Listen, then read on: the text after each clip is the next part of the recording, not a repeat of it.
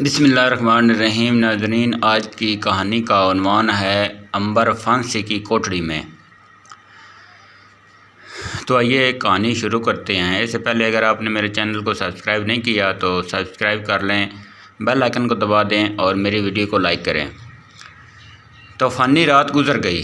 اگلے روز بارش کا طوفان رک گیا تھا، مگر آسمان پر بادل ہی بادل تھے۔ شہر میں ابھی تک باغی لوٹ مار کر رہے تھے۔ شاہی محل پر لوگوں نے قبضہ کر رکھا تھا۔ وہاں عدالت لگی تھی۔ ججوں کی جگہ ریڑھی والے، موچی، پیرس اور نان بائی اور گنڈے بیٹھے تھے۔ وہ بنے ہوئے مرغے کھا رہے تھے۔ اہلکار سرکاری افسروں اور شاہی محل کے درباریوں کو پکڑ پکڑ کر پیش کرتے تھے اور پوچھتے، کیا حکم ہے حضور؟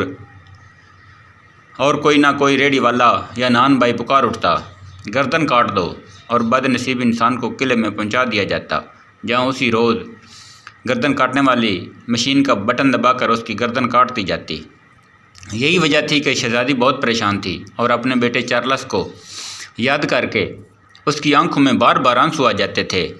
عنبر نے ماریا سے کہا، ماریا بہن، تم پہلے قلعے میں جاؤ اور جا کر معلوم کرو کہ شہزادہ چارلس کو کس جگہ قید رکھا گیا ہے۔ وہاں کوئی ہے یا نہیں؟ ماریا نے پوچھا۔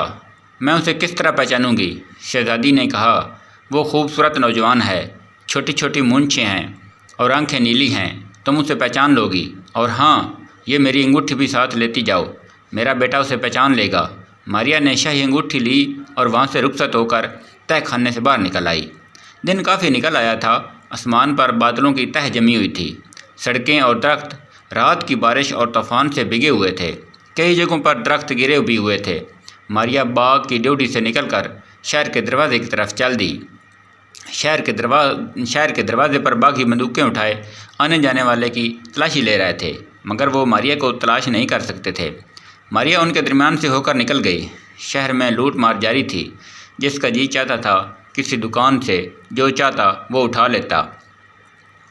پرکاش کو لیے کالی ماتا کے ایک مندر میں بلیدان پر جا رہے تھے،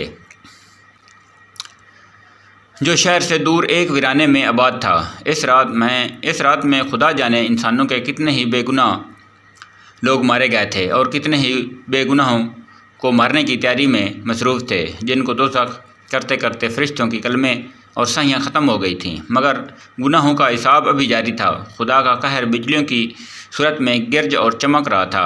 ہواؤں نے بھی قہر میں آ کر طوفان کی صورت اختیار کر لی تھی اور پھر موسلادھار بارش شروع ہو گئی، جس سے بچنے کے لیے بھوانی نے تیزی سے بھاگنا شروع کر دیا اور صدر دروازے سے ہوتا ہوا نکل گیا۔ اتفاق کی بات ہے کہ اسی راستے سے عنبر اور ناگ بھی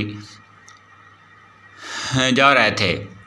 انہیں یاد آیا تھا کہ نارائن راؤ پنڈت بھی جادو وغیرہ سے واقف ہے، ایسا نہ ہو کہ وہ پہلی ہی نظر میں ان دونوں کو پہچان لے۔